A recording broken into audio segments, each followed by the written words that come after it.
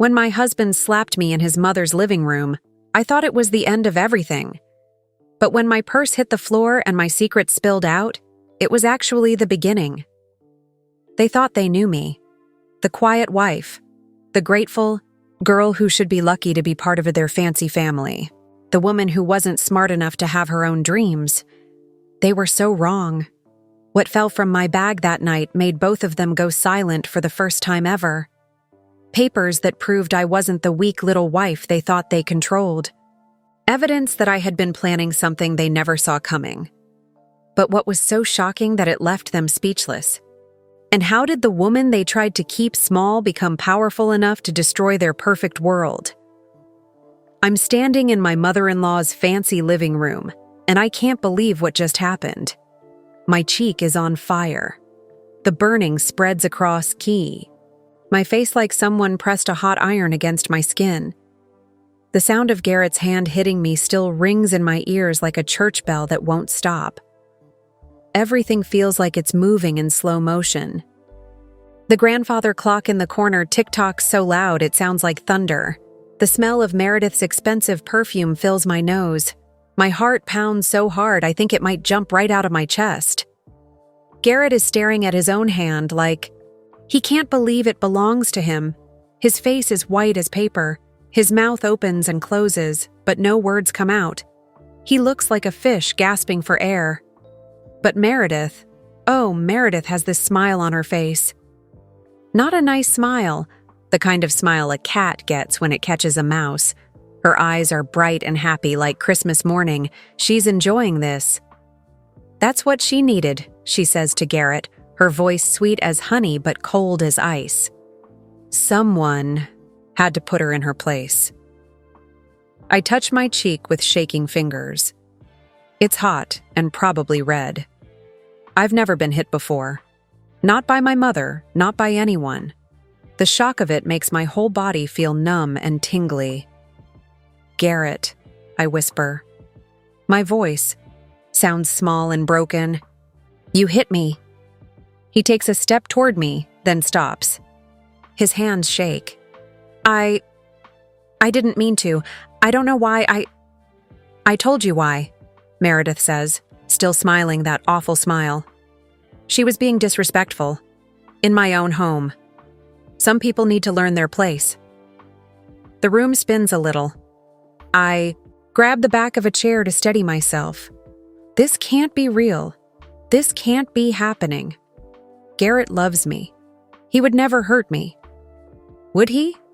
But the burning on my cheek tells me it is real. It did happen. My husband just hit me because his mother told him to. I need to leave. I need to get out of here right now. My legs feel like jelly, but I force them to move. I take one step toward the door, then another. That's when it happens. My purse slips from my shoulder. It hits the marble floor with a loud crash that echoes through the quiet room.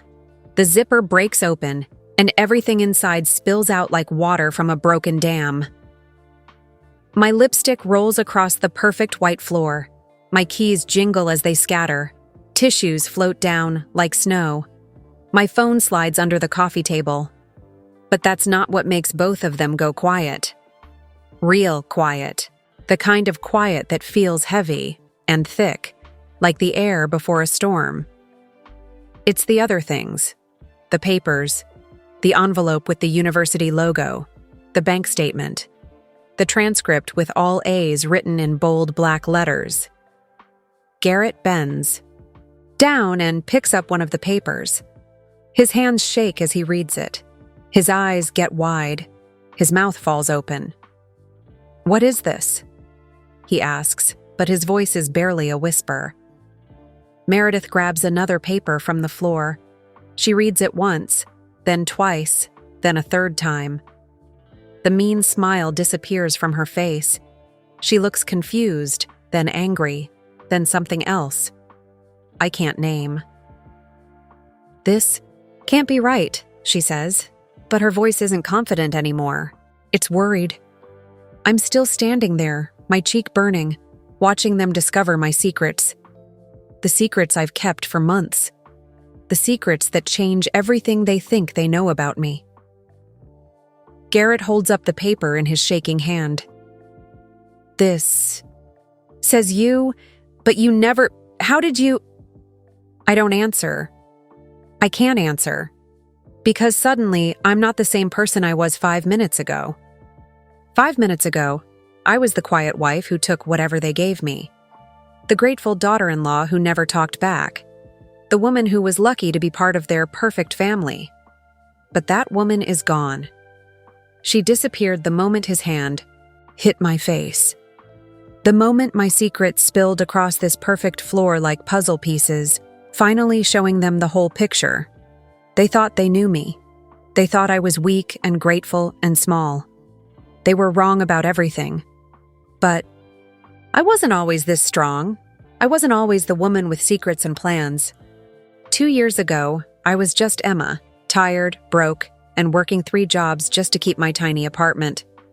Let me tell you how this whole mess started. How I met the man who would break my heart and slap my face in his mother's fancy living room. Was 25 and exhausted all the time. Every morning at 5, I cleaned offices downtown. The vacuum was so loud I couldn't hear myself think. I scrubbed toilets and emptied trash cans, while rich people slept in their warm beds.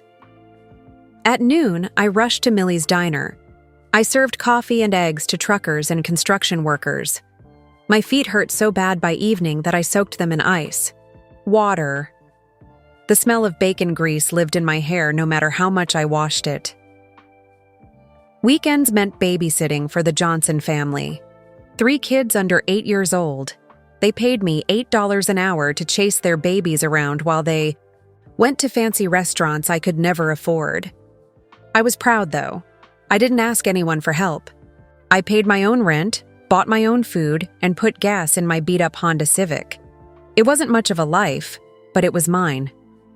That's when I met Garrett. It was a Tuesday night in October. I had 15 minutes between leaving the diner and starting a cleaning job. I stopped at the little coffee shop on Main Street for a cheap cup of coffee. Something to keep me awake for the next 6 hours of scrubbing floors. He was sitting at a table by the window, typing on a laptop. He wore a nice blue shirt and pants that looked expensive. His hair was neat and his shoes were shiny. He looked like he belonged, in a magazine, not in Pete's coffee shop. I ordered my coffee, small, black, nothing fancy. I couldn't afford cream, or sugar that cost extra. While I waited, I noticed him looking at me. Not in a mean way, just curious. "Excuse me," he said when I walked past his table. "I've seen you here before. You always look like you're in a hurry." I stopped. Nobody ever talked to me in coffee shops. "I work nights," I said. "Don't have much time." "What kind of work?" "Cleaning offices." I felt embarrassed saying it. Like he would think less of me. But he smiled. A real smile, not fake or mean. "That's honest work, important work. I bet those offices would be disasters without you." Nobody had ever said that to me before. Most people acted like cleaning was something to be ashamed of. Like I was invisible. "I'm Garrett," he said, standing up. He was tall and had kind eyes behind wire glasses. "Emma. Would you like to sit for a minute, Emma? You look tired." I almost said no. I had work to do, bills to pay. No time for small talk with rich boys. But something about his voice made me stay. He sounded genuine, like he really wanted to know about me. I sat down for 5 minutes, then 10, then 20. He asked about my jobs, my dreams, my life. He listened when I talked. Really listened. His eyes didn't wander around the room or check his phone. He looked right at me like I was the most interesting person in the world. I always wanted to. Go back to school, I told him. I don't know why I said it. I never told anyone that dream. "What would you study?" "Business, maybe. I know it sounds stupid for someone like me." "It doesn't sound stupid at all," he said. "It sounds smart. You already run 3 jobs. That takes business skills." Nobody had ever said I was smart before. The way he said it made me feel warm inside, like drinking hot chocolate on a cold day. He asked me out that night, then the next week when I said no, then the week after that. He was patient and kind and didn't make me feel bad for being careful. "I'm not good enough for someone like you," I finally told him. "Someone like me?" He looked confused. "Emma, you work harder than anyone I know. You're independent and strong and beautiful. I'm the lucky one here." Beautiful. He called me beautiful. When I finally said yes to a date, he took me to Antonio's Italian restaurant. Real cloth napkins and candles on the tables. I felt like a princess in my one good dress. He made me feel special, like I mattered, like my dreams were important, and my thoughts were worth hearing. For the first time in my life, someone saw me as more than just the girl who cleaned up after other people. When he told me he loved me after 3 months, I cried happy tears right there in his car. I thought I had found my prince. I was wrong about that too. But I didn't find out right away. For the first 6 months, Garrett was everything I thought he was. Sweet, caring, and proud to be with me. He would pick me up after my cleaning job and take me for late-night pancakes. He bought me books about business and told me I was smart, enough to do anything. He made me believe in myself for the first time in my life. But then he started making excuses about meeting his family. "Mom's traveling for work," he would say when I asked about Sunday dinner. "She's not feeling well," he would tell me the next week. "It's just not a good time," became his favorite phrase. I started to wonder if he was embarrassed of me. Maybe his family was too fancy for a girl who cleaned toilets for a living. Maybe he was having second thoughts about dating someone from my side of town. "Are you ashamed of me?" I asked him one night after he made another excuse. He looked shocked. "Emma, no, never. I love you. It's just, my mother can be difficult. I want everything to be perfect when you meet her." "I don't need perfect," I told him. "I just need honest." He promised we would have dinner with his family soon, but soon turned into next week, then next month, then maybe after the holidays. Finally, after 8 months of dating, he ran out of excuses. "Mom wants to meet you," he said, but he didn't look happy about it. "Sunday dinner at her house." "That's great," I said, trying to sound excited. But something in his voice made my stomach feel sick. "Just be yourself, okay? Don't try too hard to impress her." "What's that supposed to mean?" "Nothing. I just want this to go well." Sunday came too fast. I borrowed a dress from my friend Sarah and spent an hour on my makeup. I wanted to look nice for Garrett's family. I wanted them to like me. Garrett was quiet during the drive to his mother's house. His hands gripped the steering wheel, so tight his knuckles were white. When we pulled into the driveway, I understood why he was nervous. The house looked like a castle. 3 stories tall with columns and big windows that sparkled in the sunlight. The lawn was perfect green with flowers planted in neat rows. Everything was expensive and beautiful, and nothing like the tiny apartment where I lived. "Wow," I whispered. "Your mom lives here?" "She inherited it from my grandfather," Garrett said.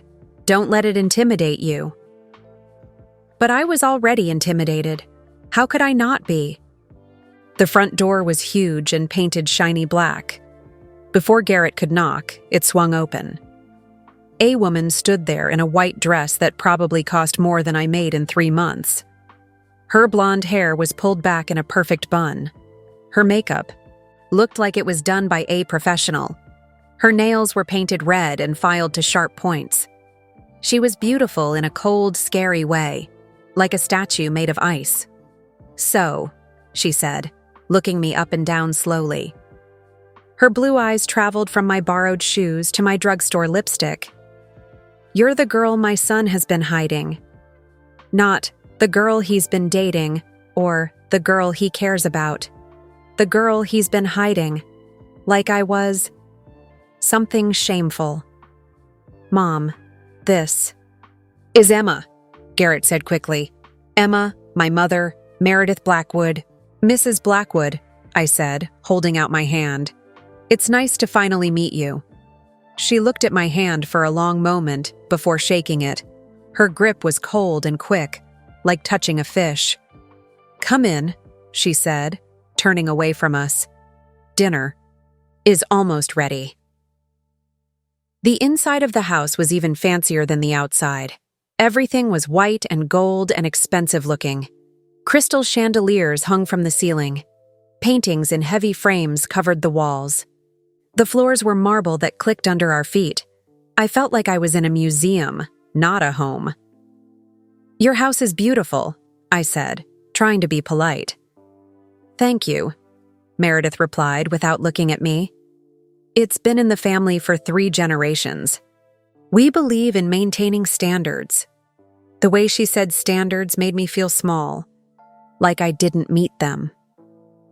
Dinner was served in a dining room with a table big enough for 12 people. The plates were real china with gold edges. The glasses were crystal that rang like bells when you touched them. There were 3 forks next to my plate, and I wasn't sure which one to use first. So, Emma, Meredith said as we started eating, tell me about your family. What do your parents do? Here it was, the question I had been dreading. My father left when I was 7, I said, quietly. My mother works at Fletcher's grocery store. She's been there for 15 years. Meredith's eyebrows went up like this was the most shocking thing she had ever heard. How interesting, she said. But her voice made it clear she didn't think it was interesting at all. Mom, Garrett warned. What, dear? I'm just getting to know Emma better. And what about you, Emma? What do you do for work?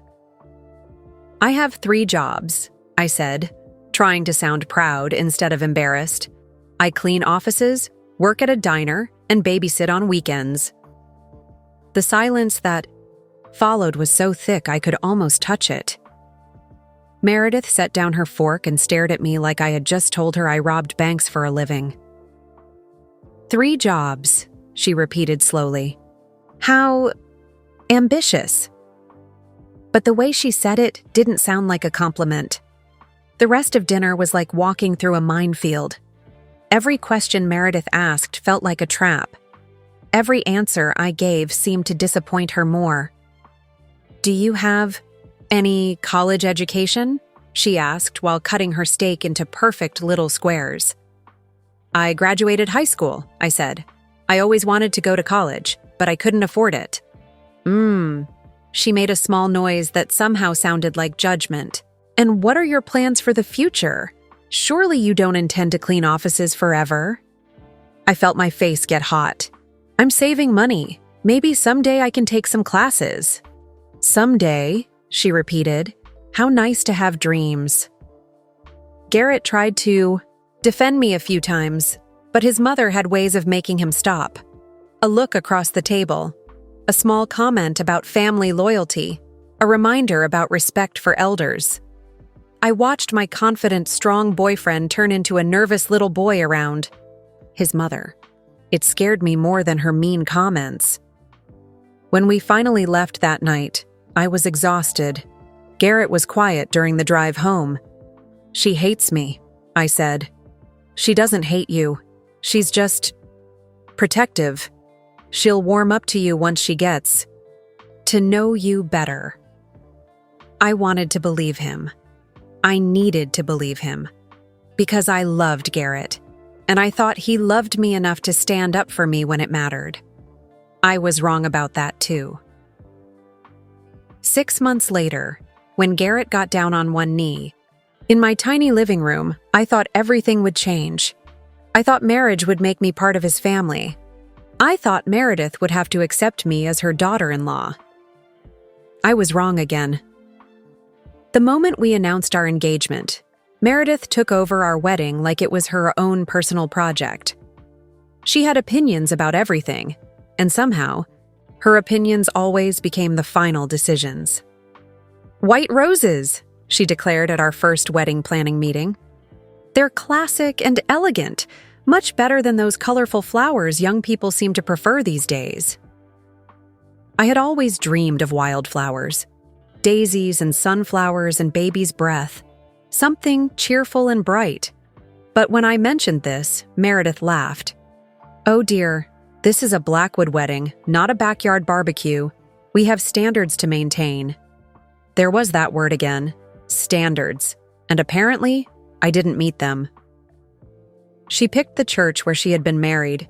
She chose the reception hall where all her friends could see. She selected the menu, the music, and even the photographer. "But what about what we want?" I asked Garrett one night after another planning session where my opinions were politely ignored. "She's just excited," he said. "This wedding means a lot to her. Can't you just go along with it? For me?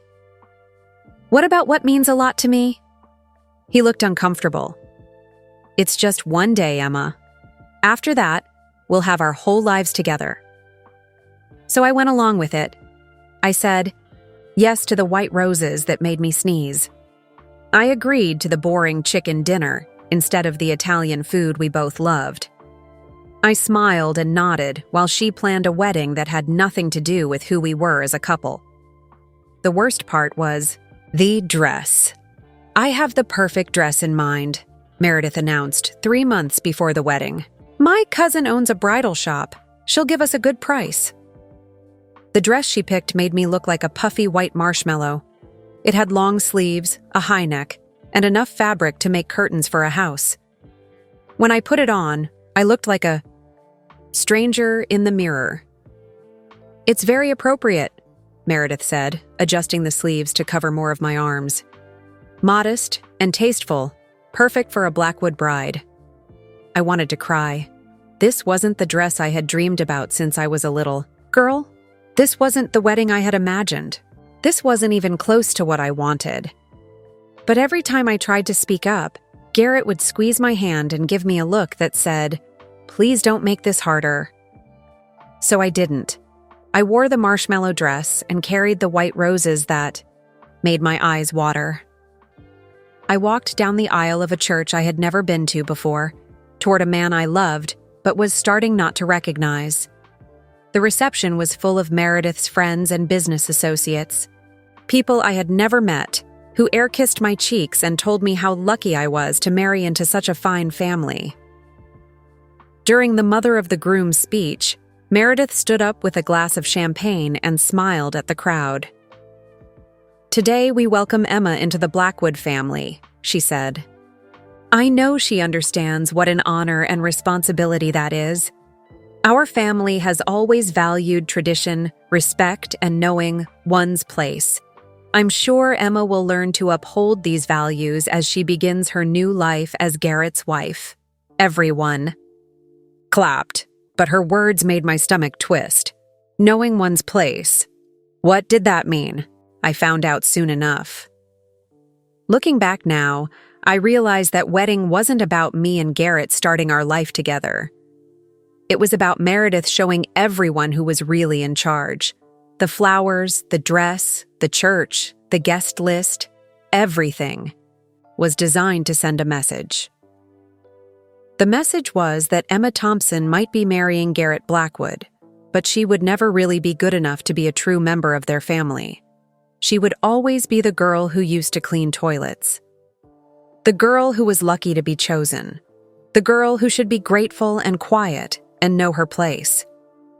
That night, as I lay in bed in my expensive hotel room wearing a nightgown Meredith had picked out, I should have been happy. I had just married the man I loved. I was starting a new chapter of my life. Instead, I felt like I had lost myself somewhere between the white roses and the marshmallow dress. Like the real Emma had been buried under all of Meredith's standards and expectations. I told myself it was just wedding stress, that things would be different once we were really married and living our own life. I was wrong about that too. Marriage didn't give me freedom from Meredith. It made things worse. much worse. Before the wedding, I thought Garrett and I would move far away from his mother's influence. Maybe get a little house on the other side of town where we could build our own life together, create our own traditions, make our own rules. But Garrett had other ideas. "Mom found us the perfect apartment," he announced 2 weeks after our honeymoon. "It's only 10 minutes from her house. Close enough for family dinners, but far enough to have our privacy." 10 minutes. Close enough for her to drop by whenever she wanted. Far enough for Garrett to feel like we were independent. The apartment was nice, much nicer than my old place. 2 bedrooms, a modern kitchen, and a balcony that overlooked a small park. But it didn't feel like ours. It felt like a place Meredith had chosen for us to live in. "Isn't it perfect?" Garrett asked, spinning around the empty living room. "Mom has great taste." "It's nice," I said, trying to sound grateful. "But shouldn't we have looked at places together? Made the decision as a couple?" "We can still decorate however we want," he said, missing the point completely. "Mom just wanted to help us get started." Help. That word would haunt our entire marriage. The phone calls started immediately. Every morning at 8 o'clock sharp, the phone would ring.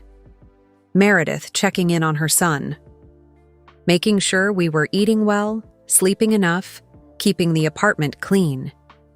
"Good morning, dear," she would say when I answered. But her voice wasn't warm. It was the voice of a boss checking on an employee. "Is Garrett awake? I need to speak with him about something important." Everything was important to Meredith. The way we arranged our furniture, the brand of laundry detergent we used, whether I was keeping house properly for her precious son. "Emma, darling," she said during one of these calls, "I noticed Garrett looked a little thin last Sunday. Are you feeding him enough? Cooking nutritious meals?" I had been cooking every night, learning new recipes from cookbooks I borrowed from the library, trying my best to make healthy, delicious food on our budget. "He seems fine to me," I said. "He hasn't complained about the food." Well, of course he wouldn't complain. He's too polite. But a wife should notice these things without being told. A wife should notice. A wife should know. A wife should do better. Everything was always my fault, my responsibility, my failure. The unannounced visits were worse than the phone calls. At least with calls, I could hear her voice and prepare myself. The visits came without warning. I would be cleaning the bathroom or folding laundry, and suddenly there would be a knock at the door. When I opened it, there she would be with her perfect smile and her designer handbag, carrying grocery bags or cleaning supplies. "I was at the store and thought you might need a few things," she would say, pushing past me into our apartment. "I hope you don't mind me dropping by." Of course I minded. This was my home. But I couldn't say that to my mother-in-law, could I? She would inspect everything while pretending to chat, running her finger along the coffee table to check for dust, opening the refrigerator to see what food we had, checking the bathroom to make sure it was clean enough for her standards. "You might want to try a different brand of toilet paper," she would suggest. "This one seems a bit cheap." The dishwasher looks spotted. "Are you using Rinse-Aid?" "These towels need to be folded differently. Let me show you the proper way." Nothing I did was ever good enough. Nothing met her standards. And the worst part was how she said these things with a sweet smile, like she was doing me a favor. When Garrett was home, she was different, warmer, more like a normal mother-in-law.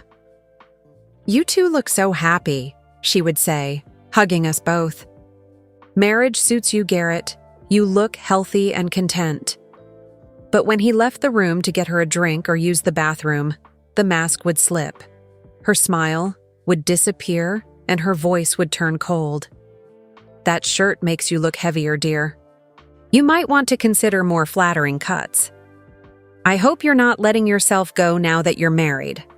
Men notice these things."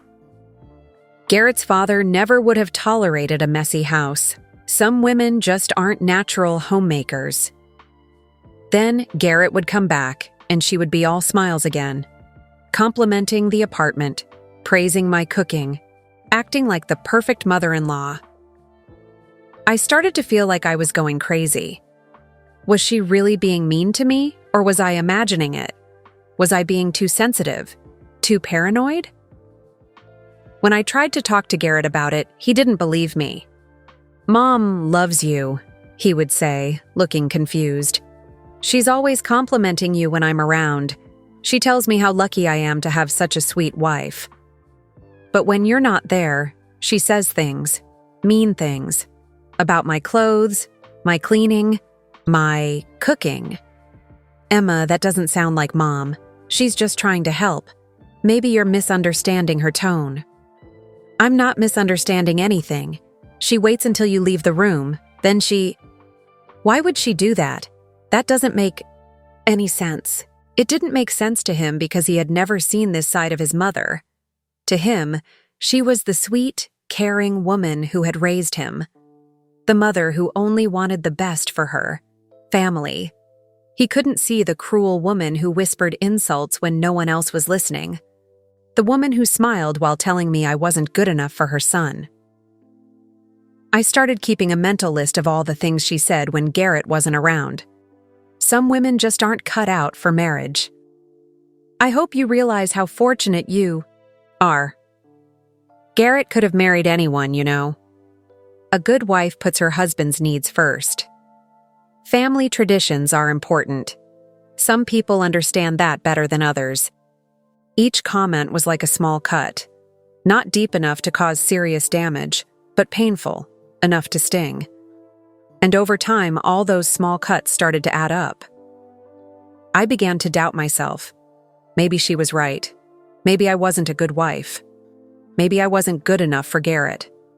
Maybe I was lucky he had chosen me, and I should be more grateful. Maybe I should try harder. Cook better meals. Keep a cleaner house. Be more grateful for all the help she was giving me. Maybe if I just worked harder, she would finally accept me as part of the family. I was wrong about that too. But for a few beautiful weeks, I thought everything would change. I thought I had found the one thing that would make me truly part of the Blackwood family. I was pregnant. It happened 6 months after our wedding. At first, I wasn't sure. My period was late, but stress could cause that. I had been tired, but working 3 jobs before marriage had taught me to live with exhaustion. Then came the morning sickness. Not just in the morning, all day long. The smell of coffee made me run to the bathroom. The sight of eggs turned my stomach upside down. I bought a pregnancy test at the drugstore, my hands shaking as I handed the money to the cashier. I took it home and waited in our tiny bathroom, watching the little window like it held the secret to my future. 2 pink lines appeared, clear as day. I was going to have a baby. For the first time since our wedding, I felt truly happy. This baby would be mine and Garrett's. Something that belonged to us, not to Meredith. Something she couldn't control or criticize or take over. This baby would make me a real member of the family. Not just the girl who cleaned toilets and got lucky, the mother of Garrett's child, Meredith's grandchild. When I told Garrett that night, he picked me up and spun me around our living room, his eyes filled with happy tears. "We're having a baby," he kept saying like he couldn't believe it. "We're really having a baby." We called his mother together, both of us grinning like kids on Christmas morning. "Mom," Garrett said into the phone, "we have news. Emma's pregnant. You're going to be a grandmother." I could hear her scream of joy through the phone. For once, her excitement sounded real, not fake or forced or designed to make me feel small. Oh, how wonderful. How absolutely wonderful. "When is the baby due? How are you feeling? Emma, have you seen a doctor yet?" For the first time since I'd known her, Meredith seemed genuinely happy about something I had done. I was giving her family its next generation. Finally, I had something valuable to offer. The next few weeks were like a dream. Meredith called every day, but not to criticize. She wanted to know how I was feeling, what the doctor had said, whether I needed anything. She brought me books about pregnancy and baby care. She shared stories about when Garrett was a baby. She even started talking about converting one of the rooms in our apartment into a nursery. Yellow and green, she decided. Gender neutral and tasteful. Much better than those bright primary colors that are so popular now. I didn't care what colors she picked. I was just happy to see her excited about my baby. Our baby. Finally, something was bringing us together, instead of pushing us apart. But at 8 weeks, everything changed. I woke up one Tuesday morning with terrible cramps. Sharp pains that doubled me over and made me cry out. When I went to the bathroom, there was blood. Too much blood. Garrett rushed me to the hospital, holding my hand while I cried in the emergency room. The doctor was kind, but honest. There was no heartbeat, no baby anymore, just an empty space where my dreams used to be. "I'm so sorry," the doctor said. "Miscarriages are very common in the first trimester. It doesn't mean there's anything wrong with you. You can try again when you're ready." But I didn't feel like I could try again. I felt like my body had failed at the one thing it was supposed to do. Like I had let everyone down, especially the baby who would never get to be born. Garrett cried with me in that hospital bed. He held me while I sobbed and told me it wasn't my fault, that these things just happened sometimes, that we would be okay. Meredith came to the hospital right away. She hugged me and said all the right words. "I'm so sorry, dear. These things happen. You're young and healthy. There will be other babies." I thought she really meant it.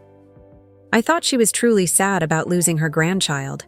But later, when Garrett went to get us coffee, she showed me who she really was. "Maybe it's for the best," she said quietly, checking to make sure no nurses were listening.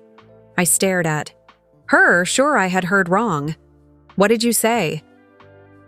"I'm just being practical, dear. You're still so young. There's so much you need to learn about.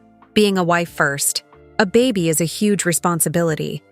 Some women just aren't ready for motherhood." The words hit me like cold water. "How can you say that? I just lost my baby." "Our baby," she corrected gently. "And I'm just saying that maybe this is God's way of telling you to wait. To focus on being a good wife to Garrett before taking on the role of mother." I couldn't breathe. Couldn't think. This woman was telling me that losing my baby was a good thing, that I wasn't ready to be a mother, that maybe I never would be. "Some women just aren't natural mothers," she continued in that same sweet voice. "There's no shame in that. You have other qualities." When Garrett came back with the coffee, I was crying again. He thought it was grief over the miscarriage. He didn't. No, his mother had just driven a knife through my heart. That night, I told him what she had said. For the first time in our marriage, Garrett got angry at his mother. Really angry.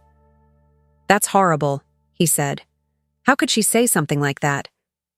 He called her right then and there. I could hear him shouting into the phone about how wrong she was, how hurt I was, how she needed to apologize. For a moment, I thought maybe this was it. Maybe finally, he was choosing me over her. Maybe losing our baby would at least bring us closer together. But the next morning, Meredith called me crying. "Emma, honey, I'm so sorry," she sobbed into the phone. "I didn't mean it the way it sounded. I was just worried about you. I know how much you wanted that baby. I wanted it too." She cried for 20 minutes about how guilty she felt, how she had said the wrong thing at the wrong time, how she just wanted what was best for our family. And somehow, by the end of that phone call, I was the one comforting her. I was the one saying, it was okay, that I understood, that grief made people say things they didn't mean. That's when I realized how truly good she was at this game. She could say the cruelest things, then turn around and make me feel bad for being hurt by them. She could be the victim and the attacker at the same time. She had told me my baby's death was for the best, and I ended up apologizing to her for being upset about it.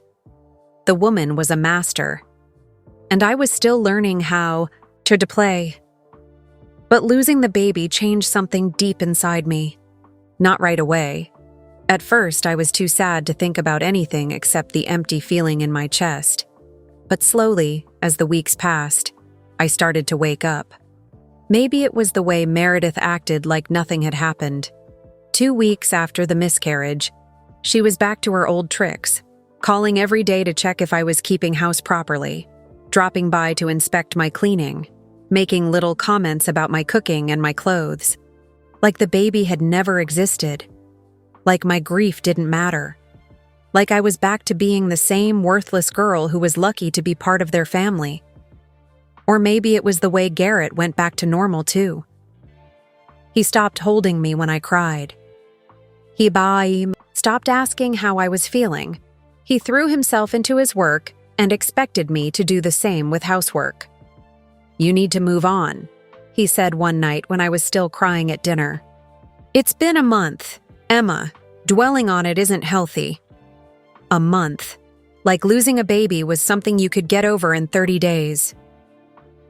That night, while Garrett watched TV and fell asleep on the couch, I sat in our bedroom and made a decision. I was done being the grateful little wife who took whatever they gave me. I was done pretending that their cruelty was kindness. I was going to become someone they couldn't ignore or dismiss or put in their place. I started with online classes. Late at night, after Garrett fell asleep, I would sit at the kitchen table with my laptop and study. Business classes, accounting, marketing, all the things. Meredith said I was too stupid to understand. The first class was scary. I hadn't been in school for 7 years.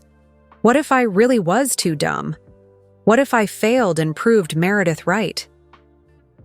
But the first assignment came back with an A+ written in red ink at the top. My professor had written, "Excellent work," in the margin. For the first time in months, I felt proud of something. I signed up for more classes. Business law, economics, statistics. Every night became my secret time, my escape from their world of criticism and control. Garrett never noticed. He went to bed early and slept like a rock. As far as he knew, I was just watching TV or reading magazines. He never looked at what was actually on my laptop screen.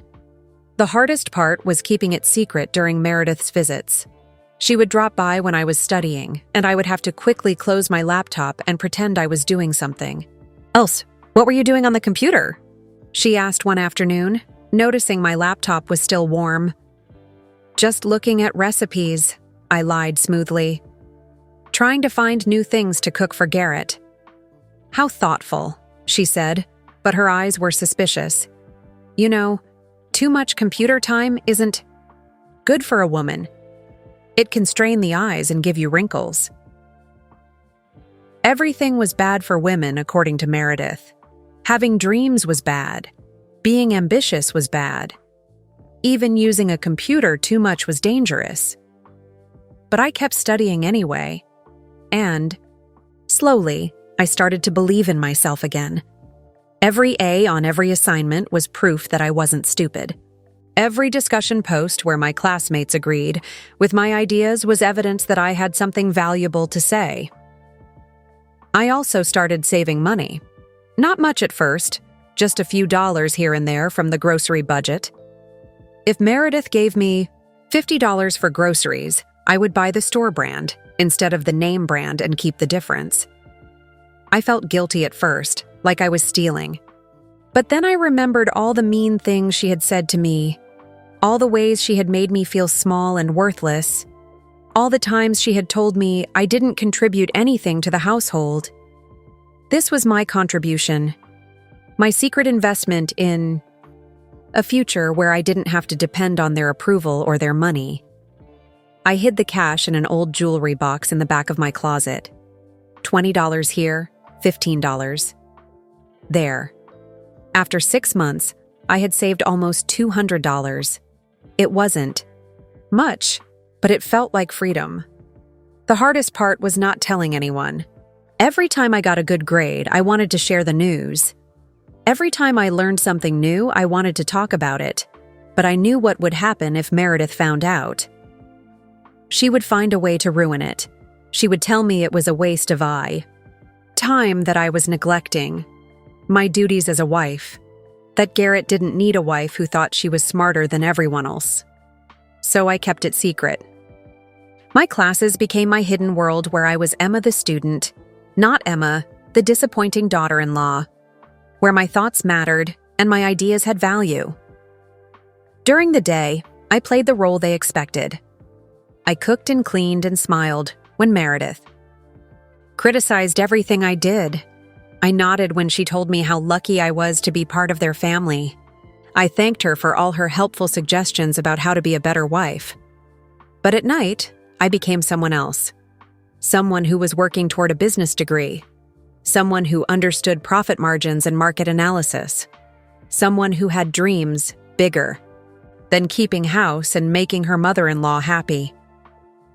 The secret gave me strength during the worst moments.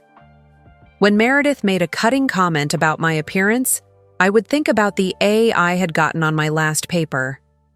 When she told me I wasn't contributing to the household, I would remember the money hidden in my jewelry box.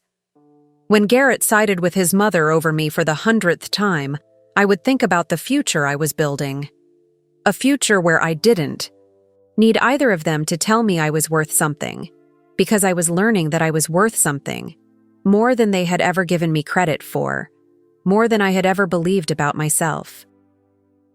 The online discussions in my classes were full of people like me, adults who had gone back to school later in life, people who had been told they weren't smart enough or good enough but were proving everyone wrong. "Don't let anyone tell you it's too late," my business professor wrote in one of his weekly emails to the class. Some of the most successful entrepreneurs didn't start until their 30s, 40s, or even 50s. Age is just a number. Determination is what matters. I printed out that email and hid it in my jewelry box with my money. On the really hard days, when Meredith was particularly cruel or Garrett was particularly distant, I would read it and remember that someone believed in me. Even if it was just a professor who had never met me in person, even if it was just words on a computer screen, someone thought I could succeed. And slowly, I started to believe it too. The woman who had cried in the hospital bed after losing her baby was still there. The woman who had felt worthless and stupid and grateful for scraps was still part of me. But there was someone else growing inside me too, someone stronger, someone who was tired of being put in her place, someone who was ready to find her own place in the world. That Sunday started like any other.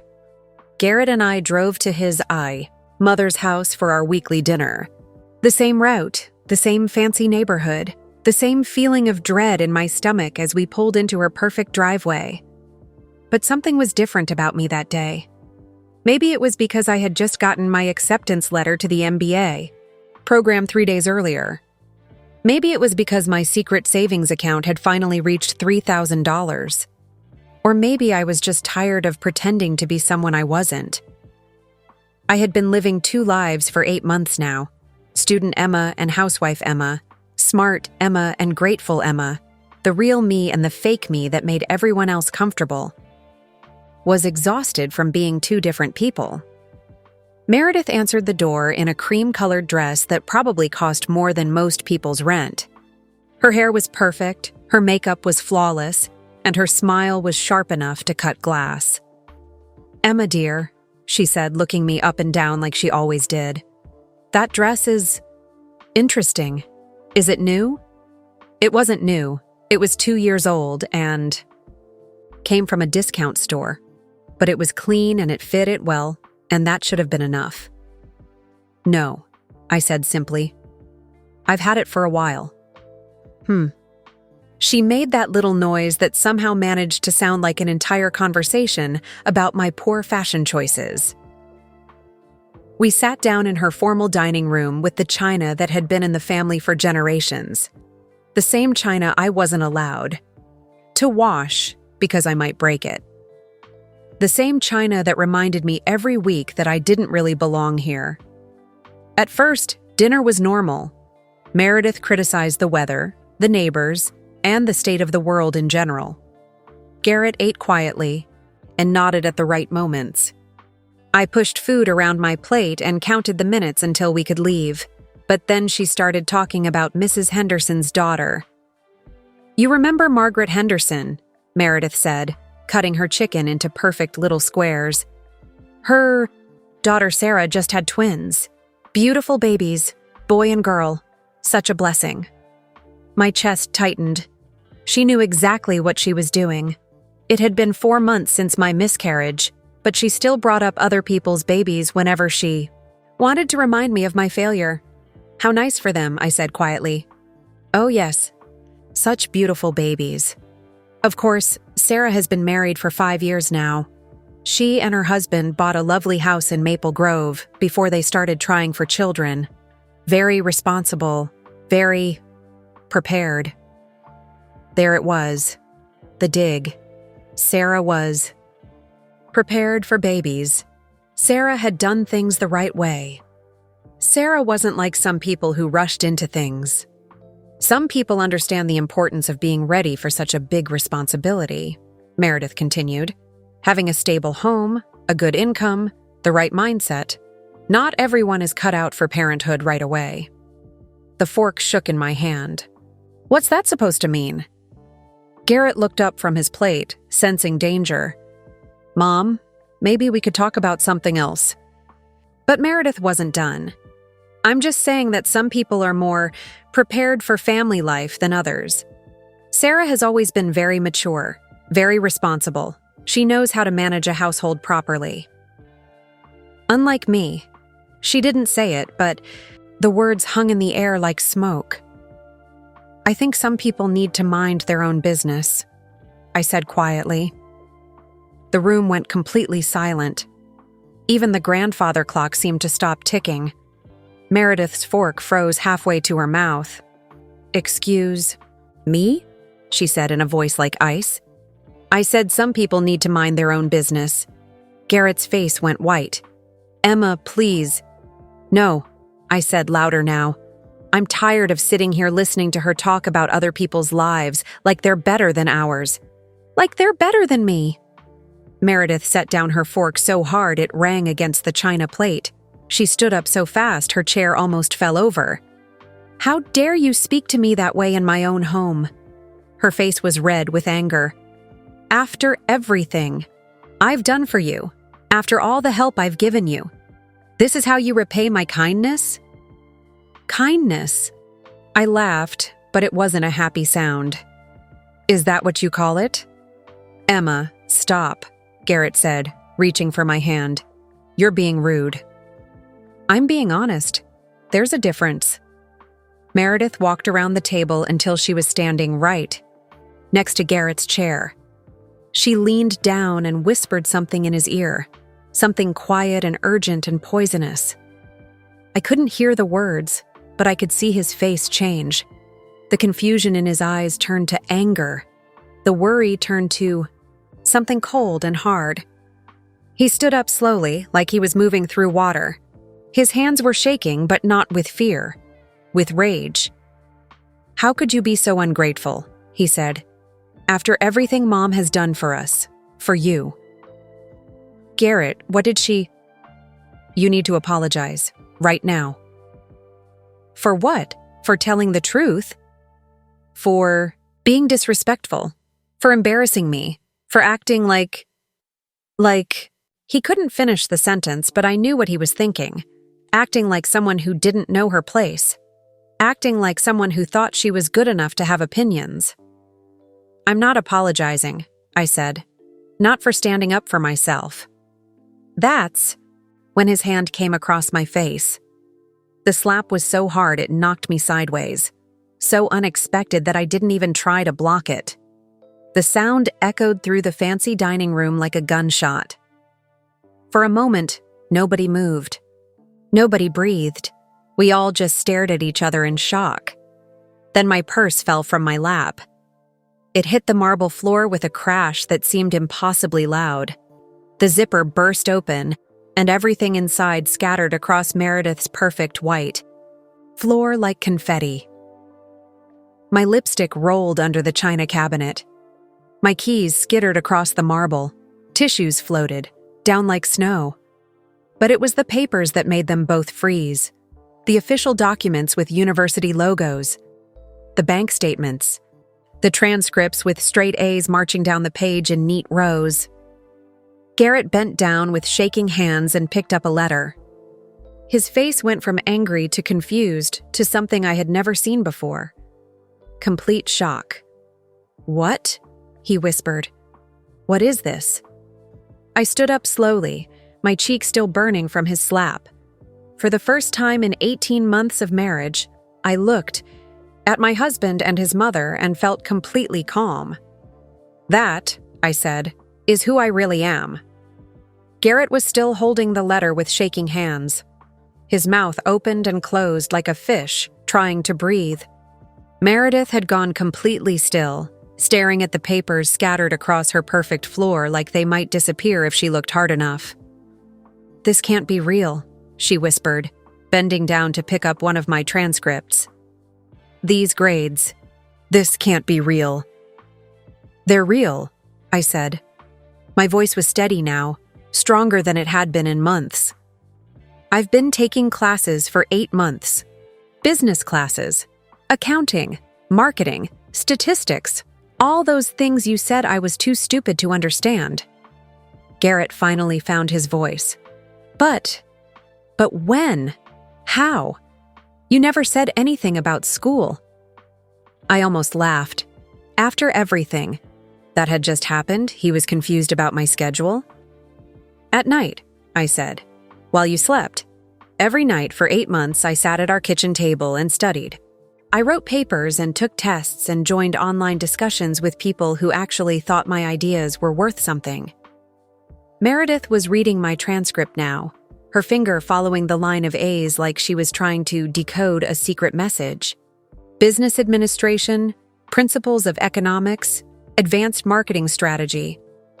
"You got an A in advanced marketing strategy?"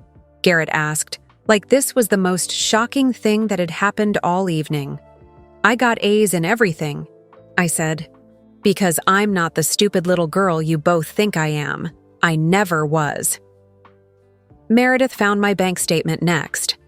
The paper crinkled in her hands as she read the balance. $3,214. "Where did this money come from?" she demanded. "Did you steal it? Are you hiding money from my son?" "I saved it," I said simply. "From the grocery budget you said I couldn't handle. Every week, I bought store brands instead of name brands. I used coupons. I shopped sales. And I kept the difference." "You lied to us," Garrett said. His voice was getting louder. "About the money, about school, about everything." "I didn't lie. I just didn't tell you. There's a difference." "That's the same thing." "No, it's not." I walked closer to him, my feet crunching on the scattered papers. "Lying would be if you asked me about school and I said no. You never asked. You never wondered what I did while you were at work. You never cared enough to notice." Meredith had found my business plan now. 20 pages of market research and financial projections and dreams I had written down in the dark. She flipped through it like she was reading a foreign language. "What is this?" she asked. "It's my business plan.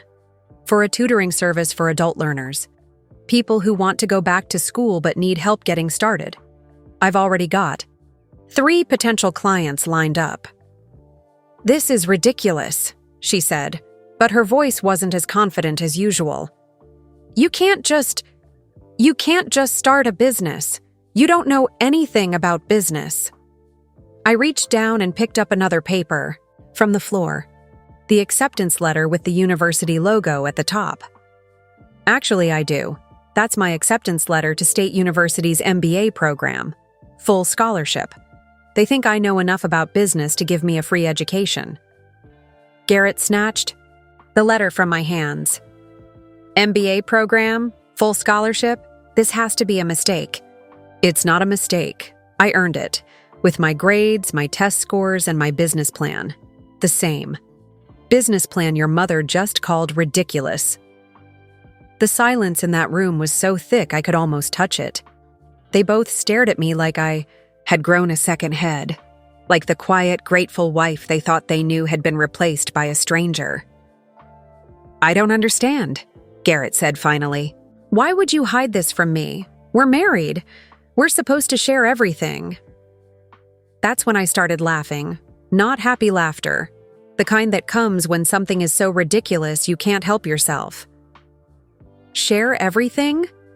Like how you shared the conversation you had with your mother about me being beneath your station? Like how you shared the decision to let her plan our entire wedding? Like how you shared your real feelings when she told you I needed to be put in my place? His face went white. You heard that? I hear everything, Garrett. Every whispered insult. Every cruel comment. Every time you chose her over me. I heard it all, and I decided to do something about it instead of just sitting there and taking it. Meredith was still holding my business plan, but her hands were shaking now. This is insane. You can't just leave. What will people think? What will our friends say?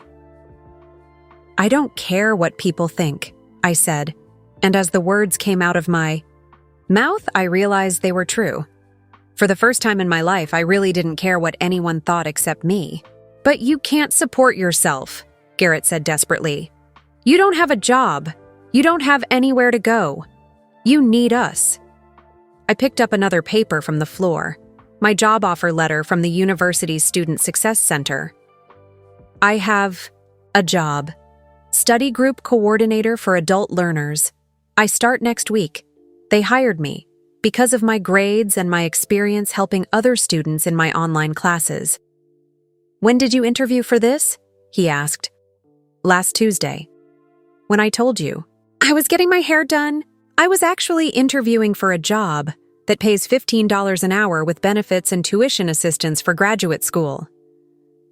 Meredith finally found her voice again. This is all very impressive, dear. But you're being emotional. You're upset about dinner, and you're not thinking clearly.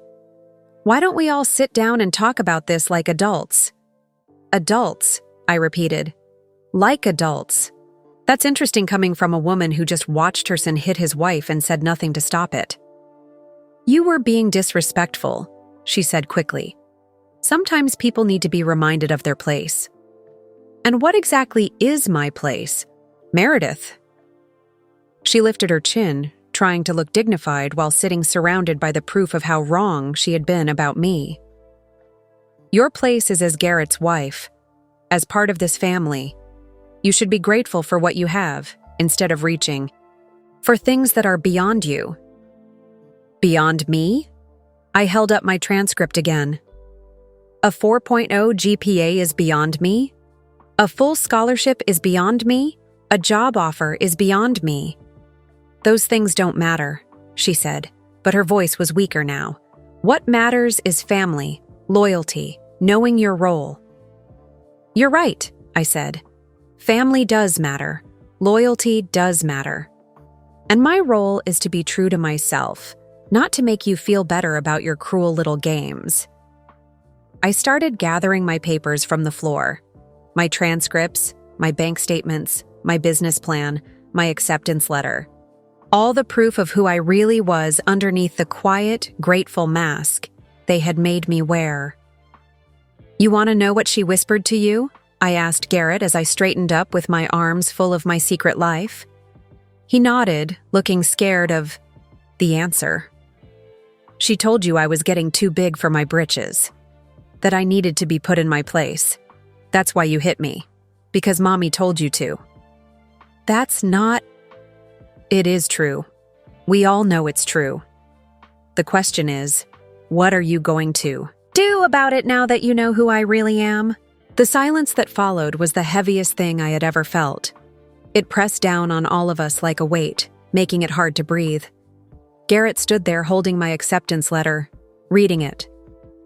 Over and over, like the words might change if he stared long enough.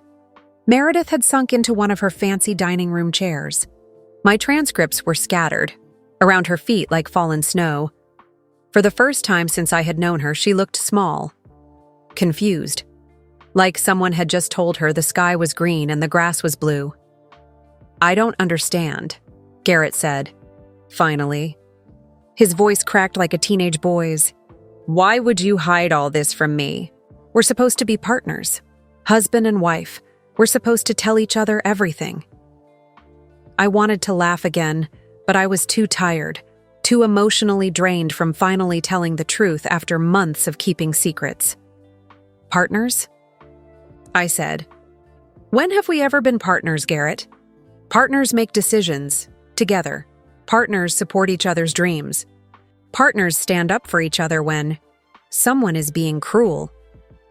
"I do support you," he said weakly. "Really? When? When did you support me? When your mother said I was too stupid for college? When she told me losing our baby was probably for the best? When she spent 2 years telling me I wasn't good enough for your family?" His face went red. "She never said those things."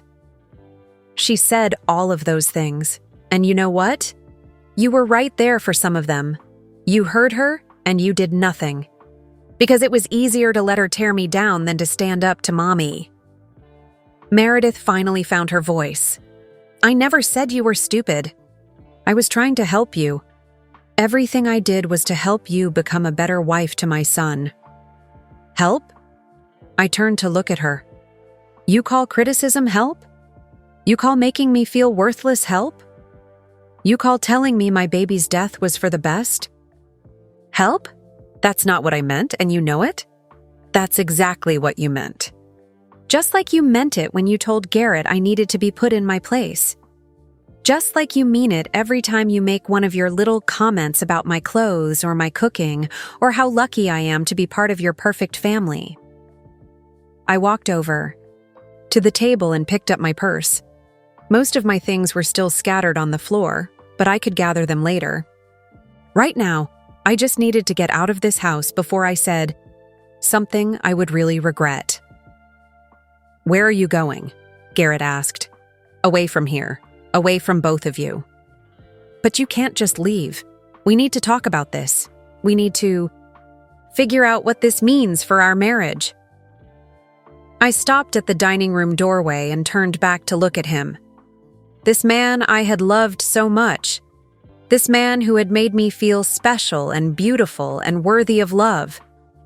This man who had just hit me because his mother told him to. "What this means for our marriage," I repeated. "Garrett, our marriage ended the moment your hand hit my face. Everything else is just paperwork." "Emma, please," he said, taking a step toward me. "I'm sorry. I never should have hit you. I don't know what came over me. It will never happen again." "You're right. It will never happen again. Because I will never be in the same room with you long enough for it to happen again." Meredith stood up so fast her chair fell over. "This is ridiculous. You can't just walk out. What about your responsibilities? What about your commitment to this family?" "My commitment," I laughed, and this time it was a real laugh. The kind that comes when you finally see how absurd everything has been. "What about your son's commitment to me? What about his promise to love and protect me? What about your commitment to treating me like a human being instead of a servant who should be grateful for scraps?" "We gave you everything," she said. "A beautiful home, a good husband, a place in one of the most respected families in this city. What more could you possibly want?" "Respect," I said simply. "Basic human respect. The right to have my own thoughts and dreams and opinions without being told I'm getting too big for my britches. The right to be sad about losing my baby without being told it was probably for the best. The right to feel proud of my achievements instead of having to hide them like dirty secrets. I walked back into the dining room and started gathering my papers from the floor. My transcript with all those beautiful A's. My bank statement showing the money I had saved through careful planning and sacrifice. My business plan with 20 pages of dreams and research and hope. These papers, I said, holding them up, represent 8 months of work. 8 months of staying up late, studying hard, and believing in myself when nobody else would. 8 months of proving that I'm smart enough, strong enough, and determined enough to build my own life. Garrett was crying now, actual tears running down his cheeks. But I love you, Emma. I know I messed up, but I love you. We can fix this. We can go to counseling. We can work things out. Do you love me, Garrett? Or do you love the idea of me? The quiet, grateful wife who never talks back? The woman who makes you feel like a good person because she's so thankful for everything you give her?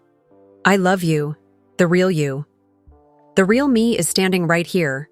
The real me has a 4.0 GPA and a business plan and dreams that don't include being told I'm lucky to clean up after other people.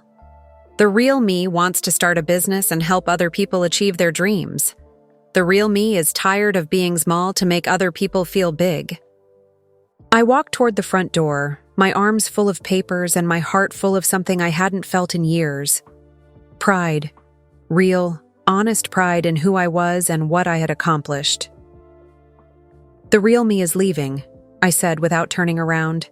And she's never coming back to this house or this family or this life where she had to pretend to be someone else to survive. Emma, wait, Garrett called after me. But I didn't wait. I walked through that fancy front door and down those perfect stone steps and across that manicured lawn to my car. The same beat-up Honda Civic I had been driving when we met. The car Meredith had always been embarrassed by. I put my papers carefully on the passenger seat and started the engine. Through the windshield, I could see Garrett standing in the doorway. He looked lost and confused, like a little boy who couldn't understand why his favorite toy had suddenly broken. Meredith appeared beside him, her face hard and angry.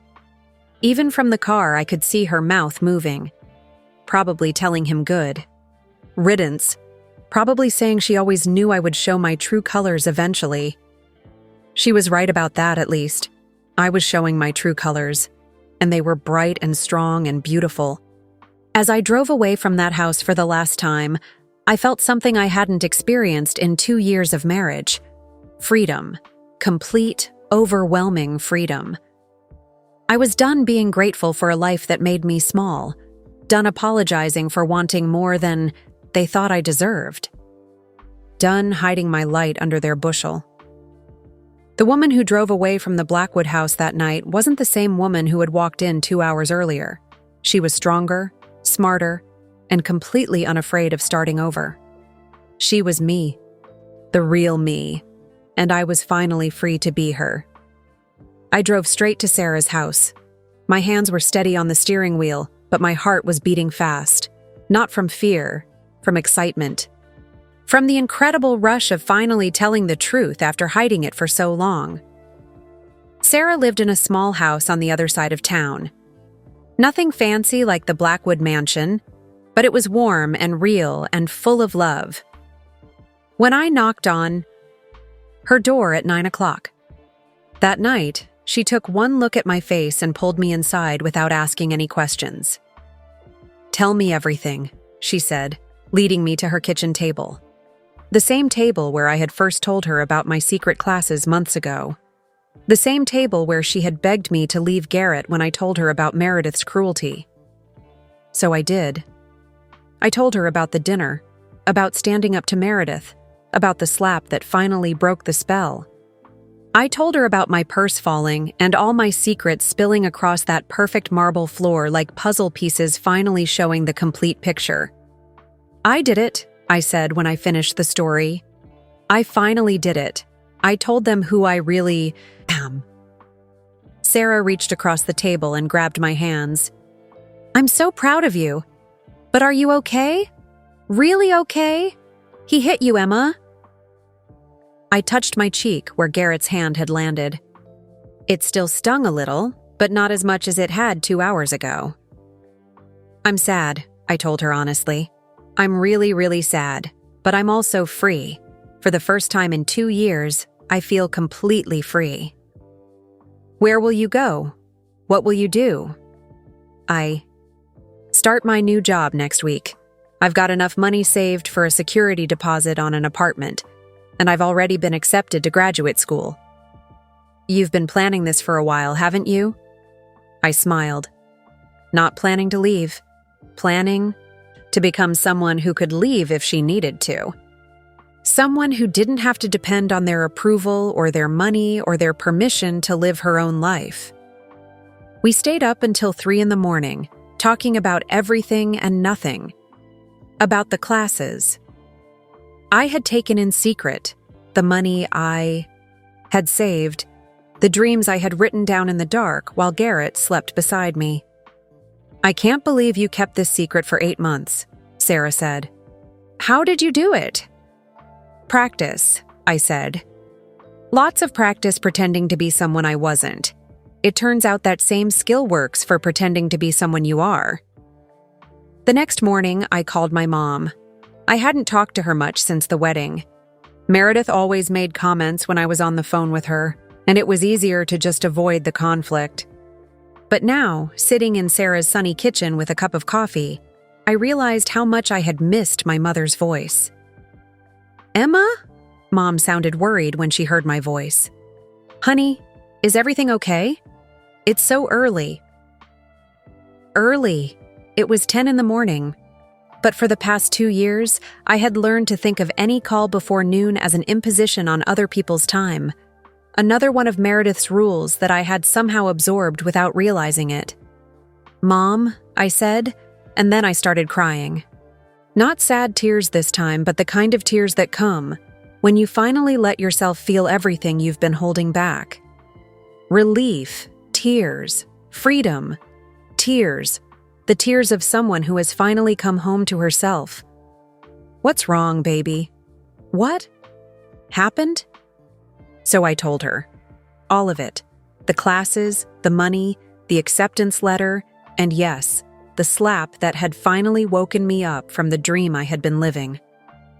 I'm coming to get you, Mom said immediately when I finished talking. No, Mom. I'm okay. I'm at Sarah's and I'm going to be fine. Better than fine. Are you sure? Because I can be there in 2 hours. I can take time off work. Whatever you need. I'm sure.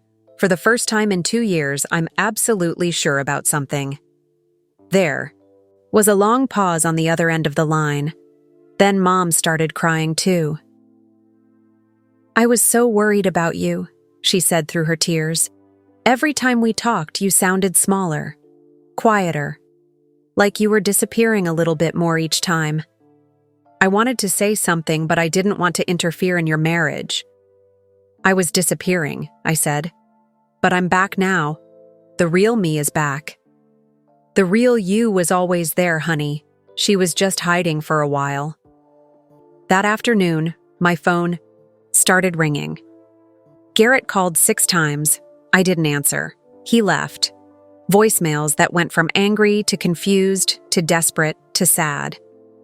Emma, please call me back. We need to talk about this. I know I messed up, but we can fix it. I love you. Please, don't throw away our marriage over one mistake. One mistake. Like 2 years of letting his mother tear me down was just one little mistake. Meredith called too. Her message was different. Emma, dear, I think you're having some kind of breakdown. This behavior isn't like you at all. Perhaps you should see someone, a counselor or a doctor. Sometimes women your age have hormonal issues that can cause emotional instability. Call me when you're feeling more rational. I played that message for Sarah, and we both laughed until our stomachs hurt. Hormonal issues, Sarah repeated. wiping tears from her eyes. Because obviously, wanting to be treated with respect is a medical condition. The best part is that she still thinks this isn't like me. She still doesn't understand that this is exactly like me. This is who I've always been underneath all her training. That evening, I went apartment hunting. I found a small one-bedroom place near the university. Nothing fancy, but it had big windows and hardwood floors, and it felt like possibility. "I'll take it," I told the landlord after a 5-minute walkthrough. "Don't you want to think about it? Look at other places? Talk to your husband?" "No husband," I said. "Just me, and I don't need to think about it. This is perfect." The landlord was an older woman with kind eyes and gray hair. "Good for you," she said. "Starting over takes courage, especially at your age." At my age, I was 27 years old. In some ways, I felt ancient, like I had lived several lifetimes in the past 2 years. But in other ways, I felt like I was just being born. That night, lying on Sarah's couch and staring at the ceiling, I thought about love. Real love, versus the twisted version I had been living with. Real love doesn't try to make you smaller. It doesn't ask you to hide your dreams or apologize for your ambitions. Real love doesn't whisper poison in your ear and then hit you when you finally stand up for yourself. Real love celebrates your successes instead of feeling threatened by them. Real love wants you to grow and learn and become the best version of yourself. I had thought Garrett loved me, but he loved the idea of me. The grateful girl who was lucky to be chosen by him. The quiet wife who made him feel important and generous and good about himself. He didn't love the woman with straight A's and business plans and enough self-respect to walk away when she was mistreated. That woman scared him. That woman made him feel small and insecure and ordinary. Meredith had never loved me at all. To her, I was a threat from the very beginning. A woman who might take her son's attention away from her. A person who might have opinions and dreams that conflicted with her control. She had spent 2 years trying to break me down into someone manageable, someone grateful and quiet and easy to dismiss, someone who knew her place and stayed in it. But I had refused to break. Even when I thought I was breaking, I was actually growing stronger. Every night I spent studying was a night I chose myself over their expectations. Every dollar I saved was a step toward independence. Every A on every paper was proof that I was more than they wanted me to be. Now I knew what love was supposed to feel like. It felt like my mom's voice on the phone, crying, with relief that I was finally free. It felt like Sarah staying up all night to listen to my story. It felt like the way I had started to love myself, completely, unconditionally, without reservation. It felt like coming home. 3 months later, I'm sitting in my tiny apartment, surrounded by textbooks and the smell of instant coffee. It's nothing like the beautiful house I shared with Garrett, but every single thing in this place is mine. I chose the blue curtains and the wooden coffee table and the bright yellow throw pillows that make me smile every morning. The divorce was easier than I expected. Garrett didn't fight me on anything, maybe because he felt guilty, or maybe because Meredith told him not to make a scene that might embarrass the family. Either way, I walked away with my car, my clothes, and my freedom. That was all I wanted anyway. School is harder than I thought it would be, but the good kind of hard. The kind that makes you grow and stretch and discover muscles you didn't know you had. My professors treat me like I belong here. My classmates don't know anything about my past except that I'm the woman who always does her homework and asks thoughtful questions. Nobody here knows I used to clean toilets or that I was married to a man who hit me. Nobody knows about Meredith's cruel comments or the years I spent feeling worthless and grateful. To them, I'm just Emma, a smart, determined woman working toward her dreams. And maybe that's who I always was. Maybe the cleaning jobs and the bad marriage were just detours, not destinations. My tutoring business is growing too. I have 12 regular clients now, all adults who thought they were too old or too dumb to learn new things. I love helping them discover they're stronger and smarter than they believed. Last week, a 50-year-old truck driver named Mike passed his first college math test with a B+. He called me crying happy tears, saying nobody had ever believed he could do college work before. "You didn't just help me with math," he said. "You helped me believe in myself." I know exactly how that feels. Sometimes the most important lesson isn't about numbers or formulas. It's about learning that you're capable of more than anyone ever told you. Sarah visits every weekend, bringing takeout food and gossip from our old neighborhood. She told me that Garrett moved back in with his mother. I felt sorry for him when I heard that. He's 32 years old and sleeping in his childhood bedroom because he never learned how to choose his wife over his mother. "Do you miss him?" Sarah asked last Saturday while we ate Chinese food on my living room floor. "I miss who I thought he was," I said. "The man who made me feel special on our first date. The man who told me my dreams mattered. But that man might have been pretend all along. Or maybe he was real once, and his mother slowly killed that part of him. Maybe. I'll never know for sure. But it doesn't matter now. The important thing is that I saved myself before they could kill the real part of me too." I haven't heard from either of them since the divorce was final. Sometimes I wonder if they ever think about me. If they ever realize that the quiet little wife they thought they knew was actually much stronger than they imagined. I hope they do. I hope they remember the look on my face when I walked out of that house. I hope they remember that sometimes the people you underestimate are the ones who surprise you most. My mother came to visit last month. She brought photo albums from my childhood and stories I had forgotten about who I used to be before Garrett and Meredith made me feel small. "You were always like this," she said, showing me a picture of 5-year-old me standing on a chair, trying to reach a book on a high shelf. Determined, independent, reaching for things. "Other people said we're too high for you." I don't remember being like that. Well, I do. And I'm so proud of you for finding your way back to her.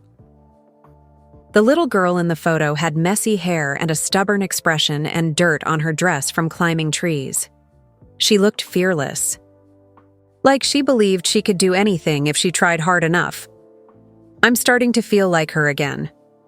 My favorite part of the day is evening study time. I make a cup of tea and spread my books across the kitchen table, and for 3 hours, I belong completely to myself.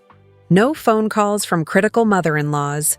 No husband who thinks my dreams are cute but impractical. Just me and my goals and the quiet satisfaction of learning something new. Last week, I got my first A+ in graduate school, on a paper about market analysis for small businesses. The professor wrote exceptional work at the top in red ink, and I actually cried a little when I saw it. Not because I was surprised, I knew the paper was good, but because someone else recognized my work as exceptional. Someone who didn't know about my past or my marriage or where I came from. Someone who judged me purely on what I could do. I'm not dating anyone right now, and that's perfectly fine with me. I'm learning to love myself first. The real me, not the version that tries to make everyone else happy. The me who's smart and ambitious and deserves respect. The me who takes up space in the world without apologizing for it. Sometimes I get scared about the future. Graduate school is expensive, even with the scholarship. Starting a business is risky. Being alone at 27 feels scary when all my friends are married and having babies. But then I remember that scared feeling is just the price of freedom. It's the cost of choosing yourself when everyone else wants you to choose them. And every single day, I choose myself again. I choose my education over easy answers. I choose my dreams over other people's expectations. I choose my own voice over the ones that told me to be quiet and grateful. I'm writing my thesis on adult education and second chances, about how people can rebuild their lives at any age if they have courage and support, about how it's never too late to become who you're supposed to be. My advisor says it might get published, that other researchers might want to read about my work with adult learners and career changers. The idea of my name on something published makes me dizzy with excitement. Emma Thompson, not Emma Blackwood, but Emma Thompson, contributing something valuable to the world. Next month, I'm applying for a small business loan to expand my tutoring service. I want to hire other tutors and help even more people discover their potential. I want to build something that matters. Something that helps people the way I wish someone had helped me during those dark months when I thought I was going crazy. Last Tuesday, something amazing happened. I was at the library studying when a woman approached my table. She looked nervous, twisting her hands and glancing around like she might run away. "Excuse me," she said quietly. "Are you Emma Thompson, the one who helps adults go back to school?" I nodded, and she sat down across from me. Her name was Linda, and she was 43 years old. Her husband had been telling her for years that she was too old and too stupid to get her GED. She had started to believe him. "But then I heard about you," she said. "About how you left your husband and went to school and started your own business. I thought maybe if you could do it." "You can do it," I told her. "Age doesn't matter. What matters is that you want to try." We talked for 2 hours. I gave her information about GED classes and study groups. I told her about financial aid and support services. But mostly, I just listened while she talked about her dreams. When she left, she hugged me tight. "Thank you," she whispered. "Thank you for showing me it's possible." That night, I went home and looked at myself in my bathroom mirror. The woman staring back at me had tired eyes from studying late, but they were bright with purpose. She had worry lines from stress, but also laugh lines from genuine happiness. She looked like someone who had been through hell and decided to bloom anyway. I still have the jewelry box where I used to hide my money and my acceptance letter. Now it holds other treasures. Cards from clients who passed their tests, photos from my graduation ceremony, and a copy of my business license. But the most precious thing in there is a letter. Not from a university or a professor or a bank. It's from Mike, the truck driver who passed his math test. "Dear Emma," it says, "you changed my life. Not just by helping me with numbers, but by helping me remember that I'm smart enough to learn anything. My daughter is proud of her daddy now. Thank you for giving me back my confidence. You're an angel." I'm not an angel. I'm just a woman who learned that sometimes you have to save yourself. That. Sometimes the people who love you can't see your potential, and that's okay. You can see it for yourself. That, sometimes the worst, thing that happens to you becomes the door to the best thing that ever happened to you. The woman who walked out of that marble-floored dining room was exactly who she said she was. Someone who was strong enough to save herself. Someone who was brave enough to start over. Someone who was finally free to be exactly who she was meant to be. And she's still becoming more every single day. Today I graduated with my MBA. I walked across that stage in my cap and gown, and when they called my name, Emma Thompson, heard my mom cheering from the audience. Sarah was there too, taking pictures and crying happy tears. But the best part was what I felt inside. Pure, uncomplicated pride in what I had accomplished. Pride in the woman I had become. 2 years ago, I was sitting in a marble-floored dining room, getting slapped by a man who was supposed to love me. I was hiding my dreams like dirty secrets and apologizing for taking up space in the world. Today, I own a successful tutoring business with 8 employees and 57 regular clients. I have a master's degree in business administration, with a 3.9 GPA. I'm writing a book about adult education and second chances that a real publisher wants to print. The transformation still amazes me sometimes. After the graduation ceremony, Mom hugged me so tight I could barely breathe. "I'm so proud of you," she whispered. "Your father would be proud too." My dad left when I was 7, but Mom still talks about him sometimes. Today felt like the right time to hear about him. "He always said you were special," she told me. "He said you had a fire in you that nobody could put out."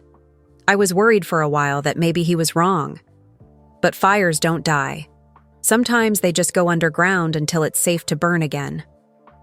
That's exactly what happened. The fire was always there, even during the darkest days with Garrett and Meredith. It was burning quietly while I studied at night and saved money in secret. It was keeping me warm while they tried to make me small and grateful and cold. Now it burns bright for everyone to see.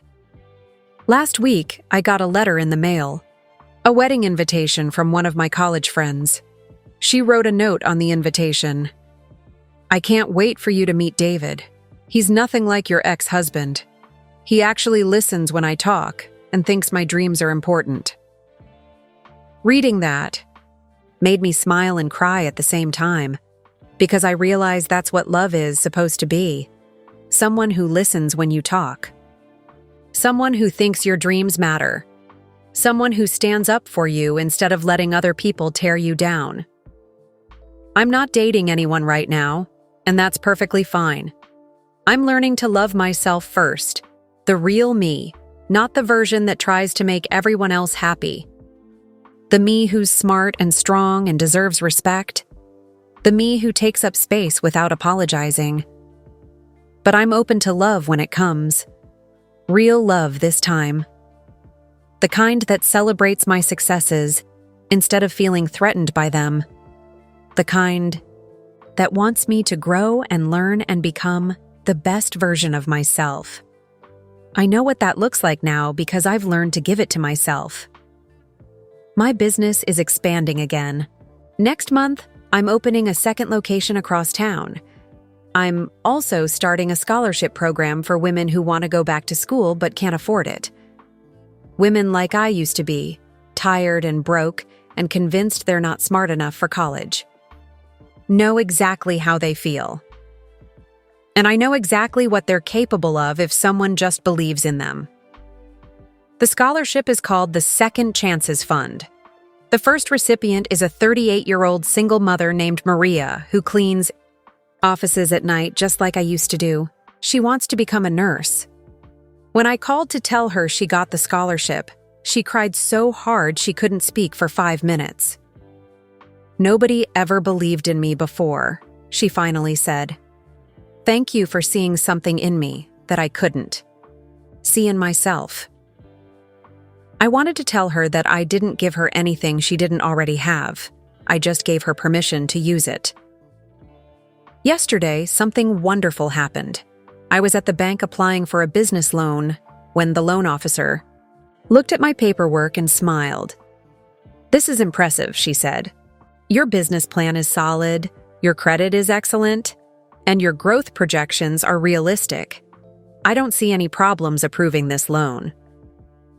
3 years ago, Meredith told me I didn't know anything about money or business. Yesterday, a bank gave me $50,000 because they trust my business sense. Sometimes I think about that moment when my purse fell and everything spilled out. All my secrets scattered across Meredith's perfect floor like puzzle pieces, finally showing them the complete picture of who I really was. They thought they knew me. They thought I was weak, grateful, too stupid to have my own dreams. They thought one slap would put me back in my place. They were wrong about everything. The woman who walked out of that house wasn't the same woman who had walked in 2 years earlier. She was stronger, smarter, and completely unafraid of starting over. She was me, the real me. The me who had been there all along, just waiting for the right moment to stand up and say, "Enough." The me who saved $3,000 from grocery money while they thought I couldn't handle a budget. The me who earned straight A's in business classes while they called me stupid. The me who got into graduate school with a full scholarship, while they said I was reaching for things beyond me. The me who built a successful business helping other people discover their own hidden strength. I keep that jewelry box on my dresser now, not hidden in the back of a closet, but right out, in the open where I can see it every day. It holds my business license, my graduation photos, cards from grateful clients, and a copy of my book contract. Proof that the quiet little wife who used to apologize for existing was always capable of extraordinary things. Yesterday, I drove past the Blackwood house for the first time since I left. I wasn't planning to. I was just in the neighborhood visiting a client. But there it was, looking exactly the same. Perfect lawn, perfect flowers, perfect columns, perfect facade. I slowed down for just a moment and looked at those big windows. Somewhere inside that house, Meredith was probably criticizing someone new. Garrett was probably letting her do it. For a split second, I felt sorry for them. Sorry that they'll never know what it feels like to grow and change and become more than you were yesterday. Sorry that they're trapped in a world where keeping people small feels like the only way to stay big. But mostly, I felt grateful. Grateful that their cruelty finally pushed me far enough to fight back. Grateful that my purse fell that day and forced me to stop hiding. Grateful for every moment that lulled me to this one. I drove away without looking back. Because I finally know something that took me 29 years to learn. I am not small. I never was small. I was just living in spaces too tiny to hold all of who I am. Now, I live in the whole wide world, and there's room for all of me. Last month, I spoke at a conference for women entrepreneurs. When they introduced me, they called me a successful businesswoman and advocate for adult education, not the girl who used to clean toilets, or the woman whose husband hit her, just someone who had something valuable to share. After my speech, a young woman came up to me. She looked scared and tired, like I used to. "Look, my boyfriend says I'm too dumb for college," she whispered. "But listening to you, maybe he's wrong?" "He's wrong," I told her. "And deep down, you already know that. You just need permission to believe it." I gave her my card and watched her walk away with her shoulders a little straighter than before. That's when I knew for sure that everything I went through was worth it. Not just for me, but for all the women who would come after me. All the women who would hear my story and realize they don't have to stay small just because someone else needs them to be. They can choose to grow instead. They can choose to bloom where they were buried.